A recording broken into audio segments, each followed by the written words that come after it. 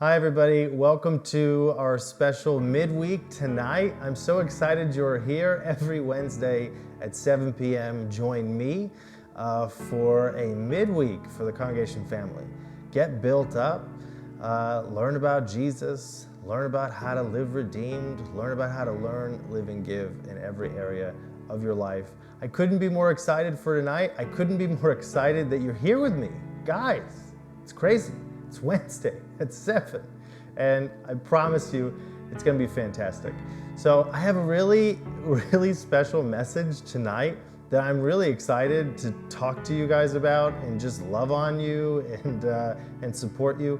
And as I'm talking in the chat, let me know what you're thinking. Let me know how this is hitting you. I would love to kind of get what you guys are feeling. And so the title tonight is about how not to miss your moment. How not to miss your moment. I think it's so easy in life to get caught up with stuff. There's so many distractions everywhere.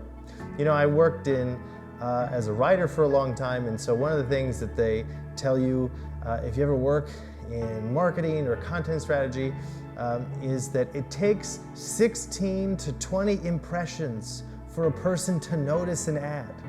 And so when a company is trying to put out ads to get consumers and clients potentially to be interested in what they're doing, they will tell you that it takes 16 to 20 impressions.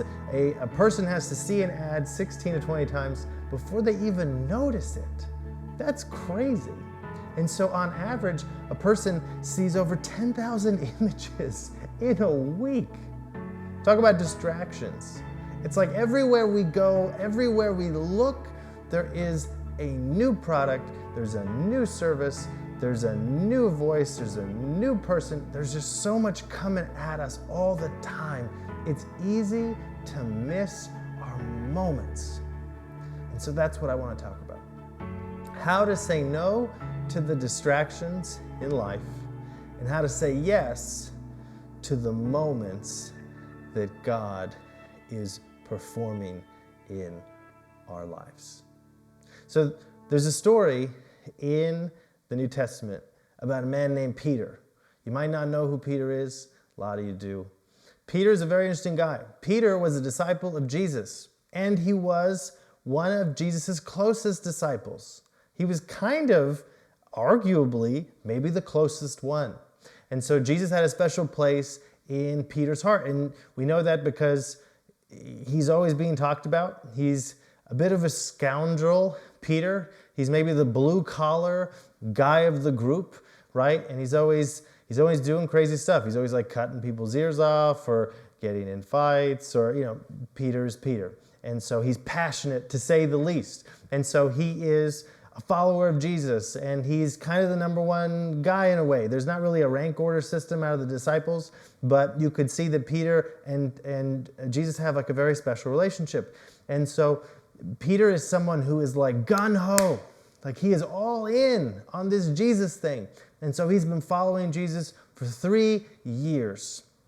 And you could tell he's like fully committed to the cause, and he loves following Jesus. He loves his Messiah. He would do anything for his Messiah. That's why it's so shocking that when Jesus goes to the cross and he gets arrested by the Romans, Peter freaks out. He can't handle it. And so he famously denies Jesus 3 times.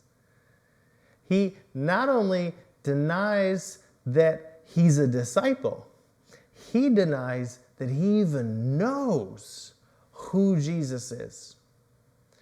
So this man, who is the closest disciple to Jesus, who is the most loyal disciple to Jesus, who had followed Jesus for 3 years, who promised Jesus the night before, during the Passover, the Last Supper. We've all seen the painting. Peter is there. He even tells Jesus then that he would never leave him, he would never forsake him, ever. This man denies Jesus 3 times. On the same day, Jesus is on the cross dying alone. And so Peter misses the moment.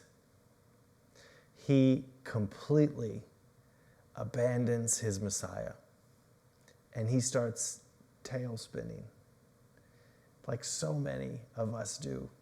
You know, sometimes when we miss the moment in life, we know we missed a moment. Maybe it was a relationship where we were in a relationship and we kind of hit the eject button and it all blew up. And then we look back later and say, yeah, I think I missed that moment. Or maybe it was a job opportunity. Maybe you got an incredible job, but you couldn't handle it, right? Maybe you did something dumb and that blew up. And it's like, yeah, I really missed that opportunity. You know, or maybe it was a friendship. You had this incredible friendship, but then something happened and you got in a fight and it blew up. And you are left saying, man, I really miss that moment. You know, in life, we all miss moments. We all screw up. We all do things we never thought we would do. And we all have human moments. Why? Because we're human beings. And so part of what it means to be a human being is that we go through and deal with broken moments. The key is when we miss a moment, that we don't miss every moment waiting for us on the other side of learning how to get back up. And so the rest of the story is amazing. So Jesus resurrects. He resurrects from the dead. No one thought he was going to do that. Peter didn't think he was going to do that. But lo and behold, Jesus goes to the cross and then he resurrects. Then he gets brought back to life. And so now Jesus is resurrected and everybody is shocked. No one knows what to do. No one knows what it means because no one expected Jesus to resurrect. And when Jesus resurrects, he goes back to his disciples and he reveals himself to them. And he sees Peter. And he knows what Peter has done. And you can feel it in the story. You can feel the shame Peter's got. You could really feel that Peter knew he missed this moment big time. But Jesus is not going to let him miss the next moment. And so Jesus goes to him and he embraces him. And he brings him back in to what he's doing. He forgives him. And it's so interesting because even after this incredible moment of Jesus revealing himself to Peter in front of all the disciples and everyone knowing what Peter just did a chapter before, and then Jesus forgiving him and embracing him in light of the resurrection and all of these things that now Jesus is talking about God is going to do in and through this resurrection, the restoration of all creation now. Everything is going to be restored. Everything is going to be redeemed. Everything is going to be resurrected in the same way that Jesus was resurrected. You would think that after Peter sees the body of Jesus and then hears about what God is going to do in and through Jesus, that he might want to be in on it. But Peter does something so relatable. He hears all this, and then he goes home, back to the town he had grown up in, and he starts fishing again. And so there's an incredible story where Jesus travels back, the resurrected Jesus, travels back to the village that he first met Peter at to make sure that he wasn't going to miss this new moment.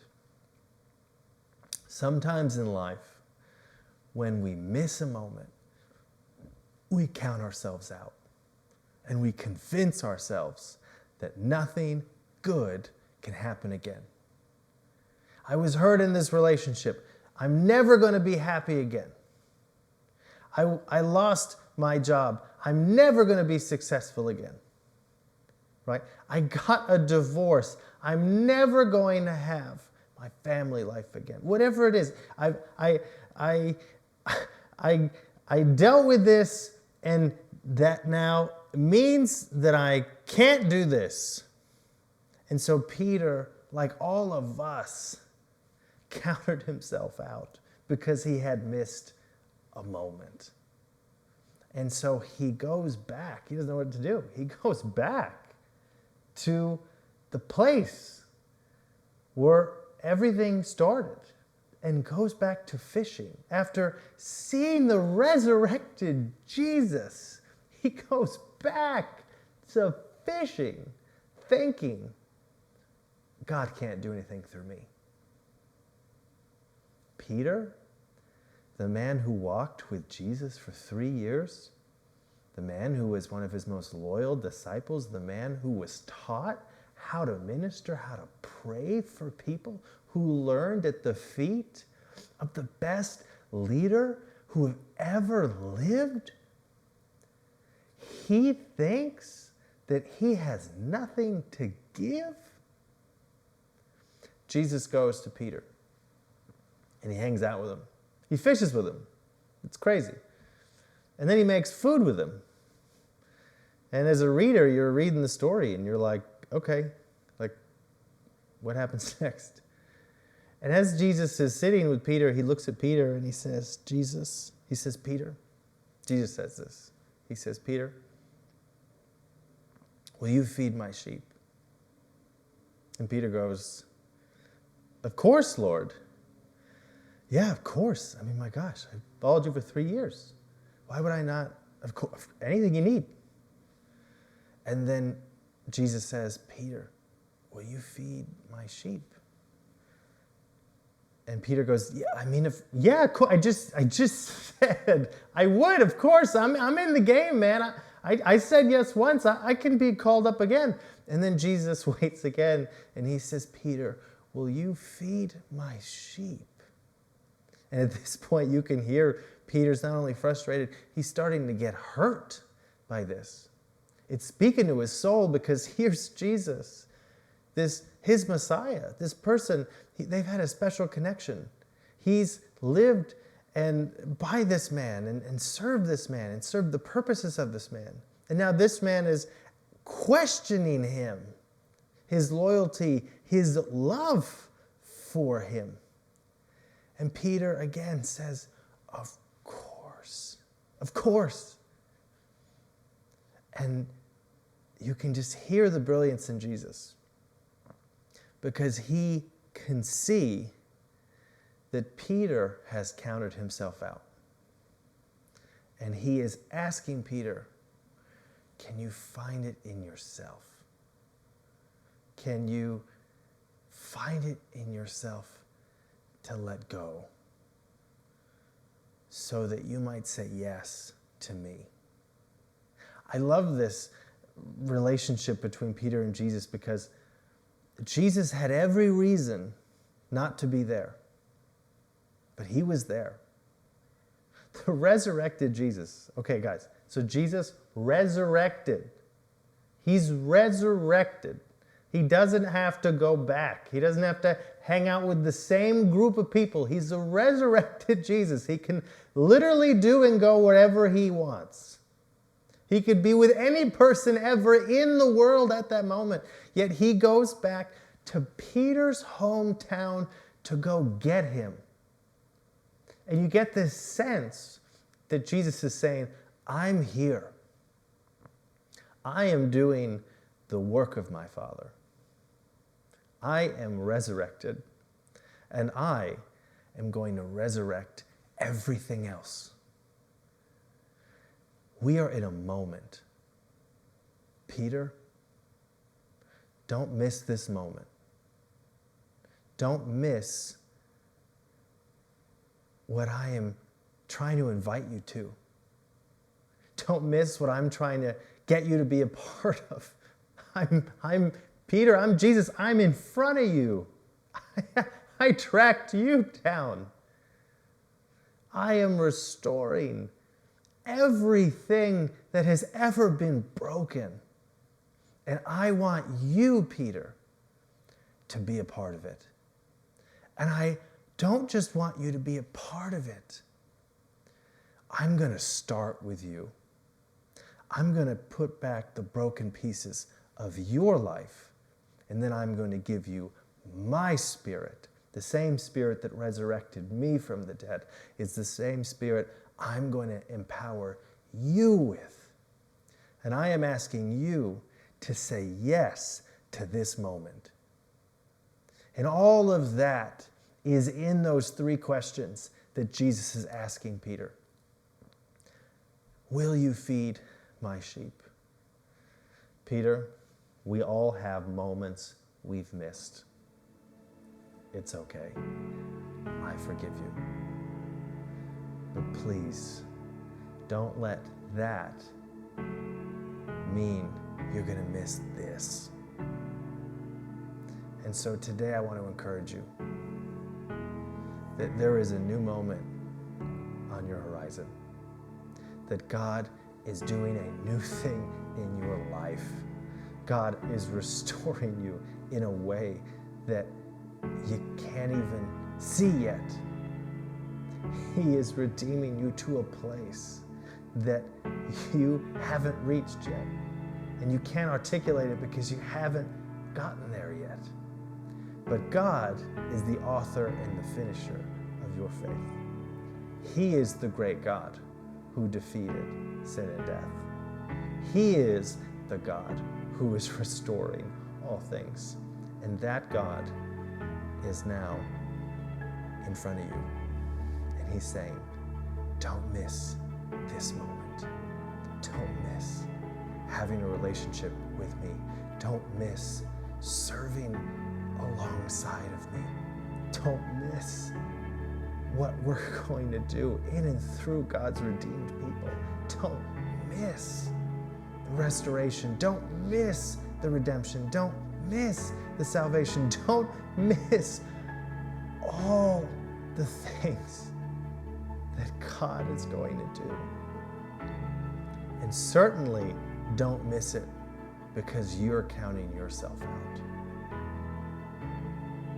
I just want to say, today, say yes to this new moment. Say yes to Jesus.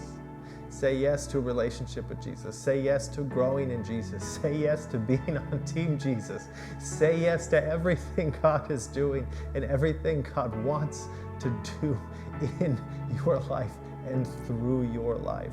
Today, say yes to this new moment